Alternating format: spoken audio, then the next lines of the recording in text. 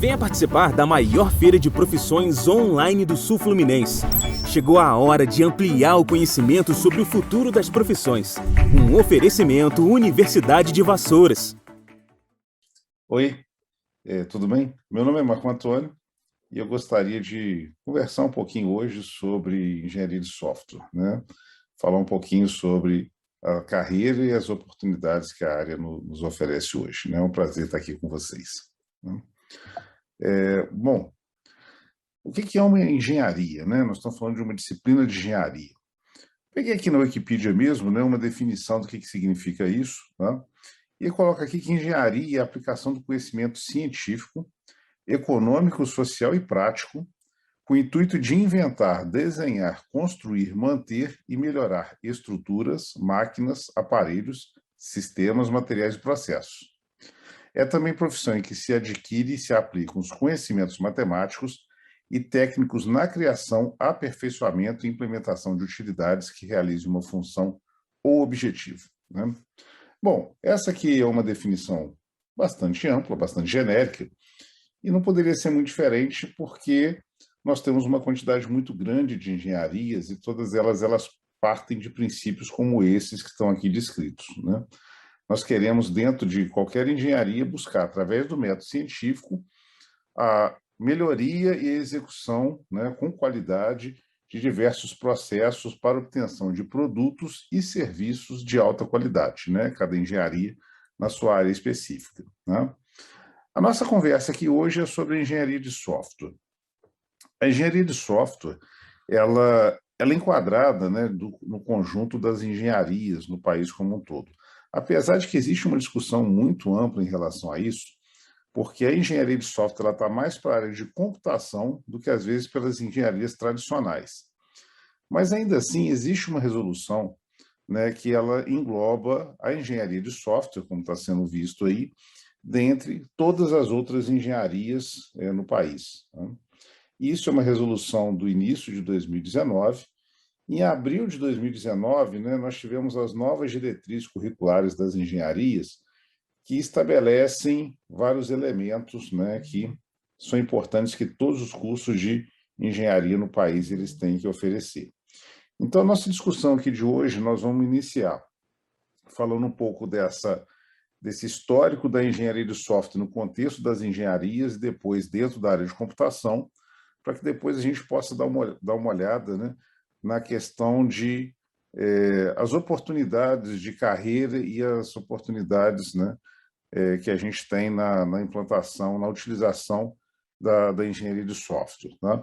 É importante esse cenário aqui inicial, porque, como eu disse ainda agora, muitas vezes, mesmo a engenharia de software, elas tendo mais do lado da computação, os cursos de graduação de engenharia de software no país, pelo fato dessas resoluções, eles acabam levando os cursos de engenharia de software a ter algumas características gerais dos cursos de engenharia. Até por conta disso, várias disciplinas são específicas, né, colocadas no curso, e também leva, às vezes, uma carga horária um pouco maior desse tipo de curso para poder atender a essas demandas, né? Bom, mas em 2016, final de 2016, saíram as diretrizes curriculares específicas da área de computação, que até então nós não tínhamos, né, uma diretriz curricular para cada um dos cursos de graduação na área de computação homologadas, né? Existiam algumas propostas, até os cursos seguiam um pouco essa linha, mas as diretrizes mesmo, elas surgiram no final de 2016. E essas diretrizes, elas abrangem todos os cursos na área de computação, dentre os cursos tradicionais que são disponibilizados, né, pelo INEP, né, Ministério da Educação. Então, esses cursos, basicamente, são ciência da computação, o próprio nome já diz, uma formação muito na parte da formação do cientista que atua na área, sistemas de informação, que aqui merece uma discussão à parte, né? Até 2013, mais ou menos, né? 2013, não existia no país o curso de engenharia de software propriamente dito. Esse curso existia muito lá fora, mas a nível de graduação no país não existia engenharia de software. Nessa época, se não me falha a memória, umas 4, 5, no máximo 6 universidades no país tinham esse curso por conta da autonomia universitária, que acabavam lançando os cursos sem a necessidade de autorização do Ministério da Educação, né? Isso é uma prerrogativa das universidades. Mas outras instituições não tinham esse curso ainda disponível, né, dentro do rol dos cursos do INEP, para pedir autorização de um curso de engenharia de software. Isso aconteceu em 2013. Então, os cursos, né, começaram a se proliferar principalmente a partir de 2014. Ok? Nós estamos falando aí de um intervalo de tempo bastante curto, né, um curso bastante novo dentro desse cenário. Mas o que acontecia até então? Os cursos de sistemas de informação, que tinham uma característica muito organizacional, é você ter a computação, a informática em funcionamento dentro das organizações, pela falta de um curso de engenharia de software, eles muitas vezes agregavam disciplinas, conhecimentos, que às vezes eram mais de engenharia de software do que propriamente sistemas de informação. Mas, como não tinha o curso de engenharia de software, o sistema de informação acabava abarcando esse tipo de coisa, né? Então, como eu disse, a partir de 2014 para cá começou uma oferta maior dos cursos de engenharia de software e algumas instituições acabaram reposicionando os cursos de sistemas de informação para aquilo que é a sua origem, né? Que é a questão que leva um pouco mais para o lado organizacional, né? Nós temos engenharia da computação, que é um curso que tem como foco o hardware. A engenharia de software, então, que aí o foco necessariamente é o desenvolvimento de software, inclusive software mais complexo e software de maior qualidade, e a licenciatura na formação dos professores, né? Então, a engenharia de software, que é o foco da nossa conversa aqui, ela acaba hoje sendo regida por mais de uma diretriz curricular. A diretriz curricular da área, né, da área de computação, ela acaba trazendo ali os elementos importantes da área de engenharia de software na visão da computação, mas ainda assim a gente tem aquela outra resolução anterior que ela traz algumas características dos cursos de engenharia de maneira geral. Então, por isso percebe-se, né, como eu havia dito, que os cursos de engenharia de software acabam, às vezes, tendo uma carga horária um pouco maior, até mesmo para poder agrupar e atender as duas resoluções, né? Isso é uma coisa ainda em discussão, o curso é muito novo, mas é isso hoje que acaba nos levando, né? Bom, esses elementos aqui foram retirados da diretriz dos cursos de computação, e aí em destaque aqui da parte de engenharia de software. Obviamente não cabe ficar lendo esse tipo de coisa aqui, mas alguns elementos aqui são importantes, né? A gente tem que lembrar que qualquer curso na área de computação, eles acabam tendo uma característica de atividade meio, né? A computação, ela obviamente tem a sua aplicação em si própria, mas também tem uma interação muito grande com outras áreas, né? Toda área hoje precisa, em algum nível, da construção de software. Então, por isso, acaba sendo uma área que tem essa característica interdisciplinar muito grande, né? E, por conta disso, alguns elementos que estão aqui na própria diretriz acabam levando a essa generalidade de atuação da área, né? Então, aqui, por exemplo, tem algumas características do trabalho em equipe, né? Que isso é outra coisa extremamente importante para quem desenvolve software hoje. Ninguém desenvolve software complexo sozinho, né? Então, equipes de desenvolvimento, elas têm que atuar de forma coordenada, e não só mesmo pela questão da divisão de tarefas, mas porque software cada vez mais tem se tornado uma atividade bastante complexa, e a gente precisa que profissionais de áreas diferentes estejam devidamente capacitados e trabalhando de maneira sincronizada dentro do desenvolvimento de uma aplicação, né? Então, aqui eu tenho algumas características nesse sentido, inclusive de aspectos econômicos, financeiros, sociais, né, que são importantes nesse aspecto. No decorrer da norma, aqui entra numa parte um pouquinho mais técnica, né, onde coloca aqui, por exemplo, situações, né, de construção de software, de modelos, de processos, características que levam à garantia de qualidade, a integração entre diversos sistemas de software, né? Essas questões todas, elas tornam evidente a necessidade de uma, de uma articulação forte entre as diversas áreas da própria engenharia de software, porque hoje também o software, não só aquela situação de necessitar de equipes trabalhando de forma integrada, mas também de uma série de aspectos técnicos que são importantes e que disciplinas de engenharia, de maneira geral, elas nos trazem, né? Por exemplo, aqui a questão da própria qualidade do software. Isso é uma característica de engenharia, né? Construir produtos de alta qualidade e também com o menor custo possível, né?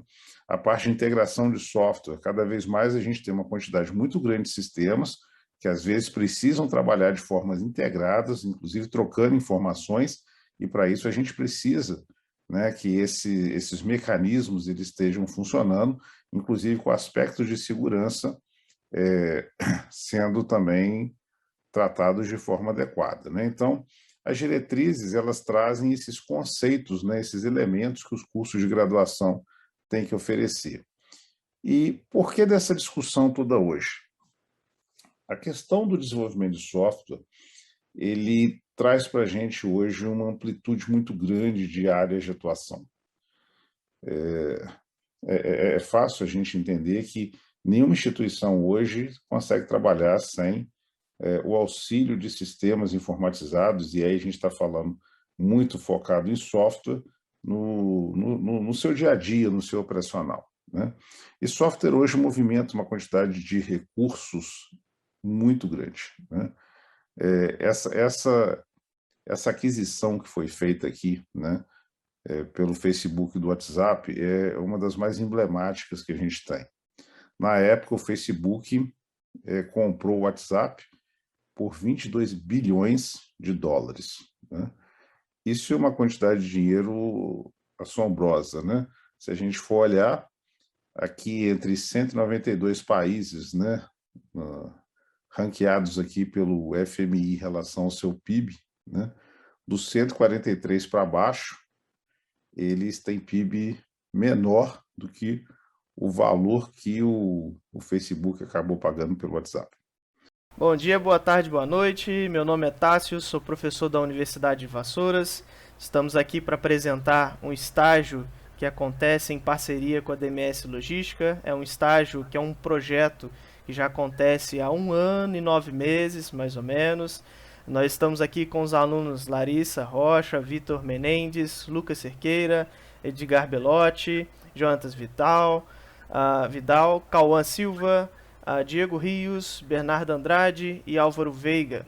Eles são todos estagiários, né, da Universidade de Vassouras, atendendo as demandas da DMS Logística. É um estágio remoto, então nós estamos aqui, cada um de uma cidade, podendo trabalhar e atuar e atender as demandas de uma empresa do porte da DMS Logística. Eles todos também recebem bolsa de incentivo para continuarem estudando, continuarem, né, com seus adquirindo recursos para poder investir nas suas carreiras, e todas as turmas que nós temos de estágio têm um professor orientador, né? Nós temos várias equipes com vários professores. Temos equipe de mobile, como é essa aqui, temos a equipe de web, temos equipe de segurança, equipe de QA, equipe de DevOps, equipe de front-end, e todos eles atuam com tecnologias como Django, Python, Git, Postgres, e vamos aqui conversar com eles para entender como tem sido esse andamento do estágio deles e como eles têm se sentido, né? Eu vou direcionar a primeira pergunta para o Diego. Eu queria saber, Diego, como o estágio tem auxiliado o seu crescimento profissional? Bom dia. O estágio ele tem sido uma grande experiência para a aprendizagem. Ele tem me permitido entrar em contato com tecnologias que eu ainda não tinha trabalhado, como o Docker e o PostgreSQL, e também com tecnologias que eu já tinha contato na faculdade, como o Python. Além disso, ele me proporcionou algo que no ambiente da faculdade eu não tenho, que é trabalhar perto de pessoas que já estão inseridas no mercado. Isso me ajudou bastante, aprendi bastante coisa que, graças a Deus. Muito bom. Lucas, e para você, como o estágio tem auxiliado seu crescimento profissional? Então, bom dia pessoal, boa tarde, boa noite. Completando o que o Diego falou ali, né? A gente o que o estágio proporcionou foi esse ambiente maravilhoso que a gente tem em trabalhar em equipe, em ter nosso primeiro contato com a empresa, né? O que é muito importante para o nosso crescimento pessoal, para o nosso crescimento também da carreira. E essas tecnologias também, como eu ainda vou para o terceiro período agora da faculdade, né?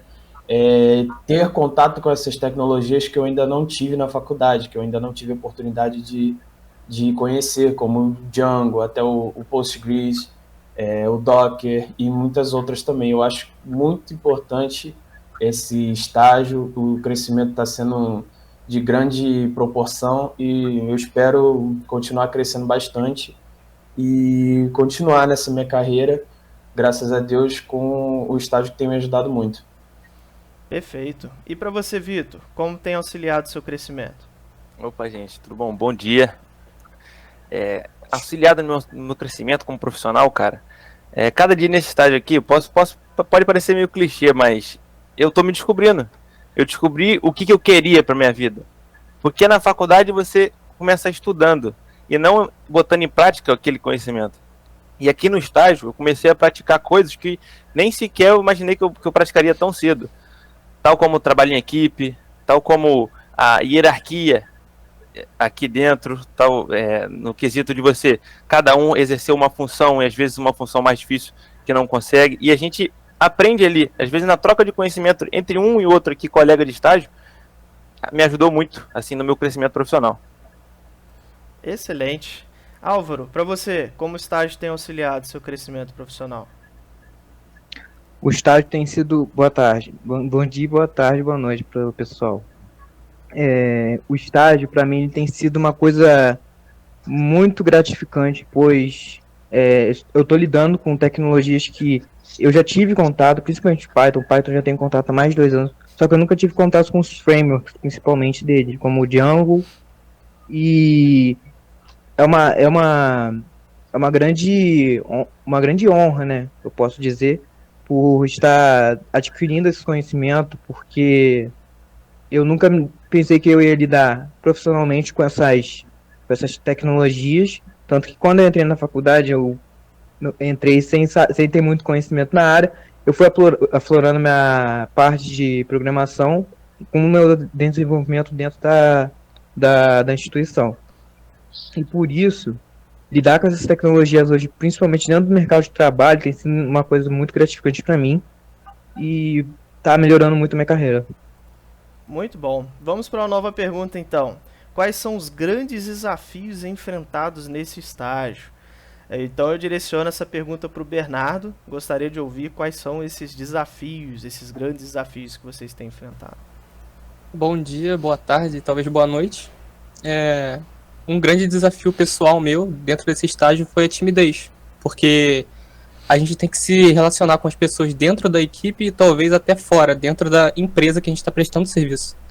Então, esse relacionamento, essa conversa que a gente tem que ter diariamente com essas pessoas, tanto dentro da equipe quanto fora, foi um desafio para mim, pessoal, e que acabou também me auxiliando a crescer profissionalmente. Então, a timidez foi o grande desafio para mim dentro desse estágio. Excelente.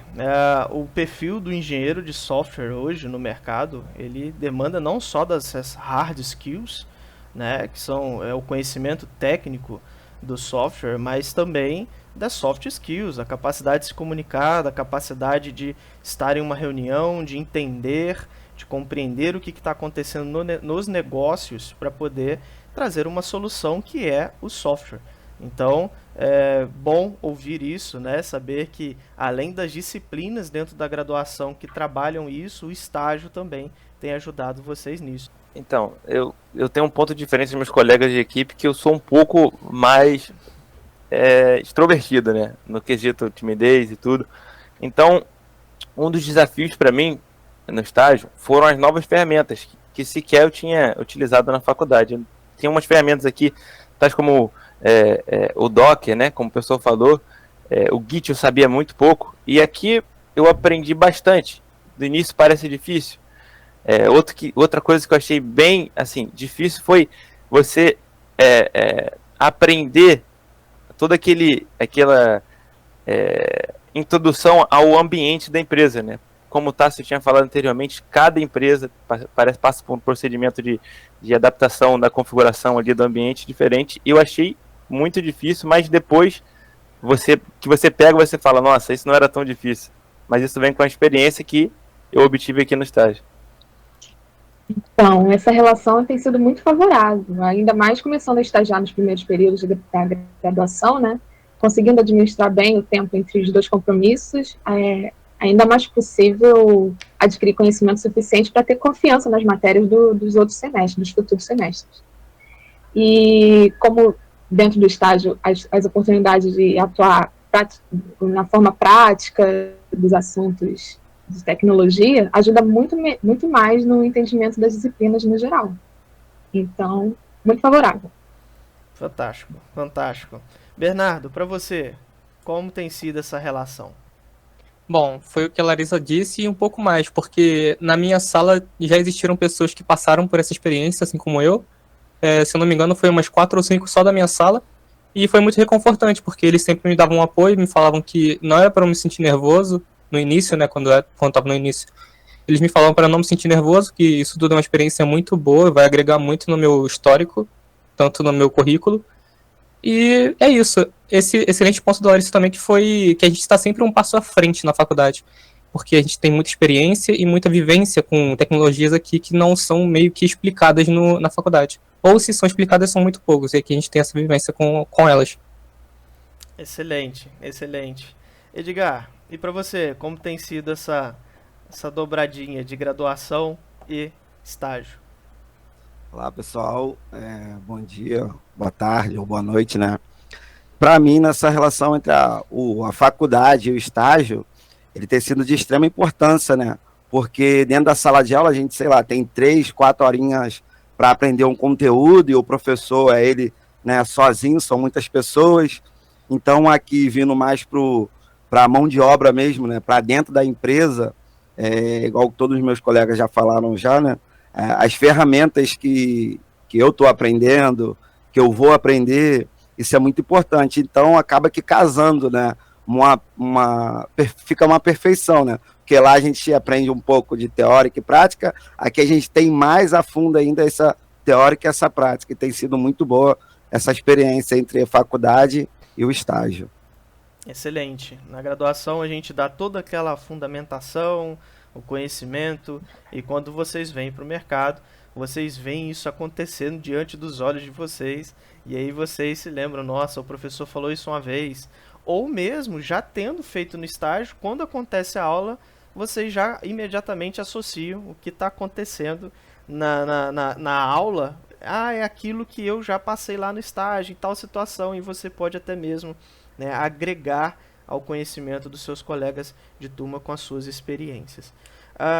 Lucas, para você, essa dupla entre estágio e graduação, desafios, facilidades, como tem sido?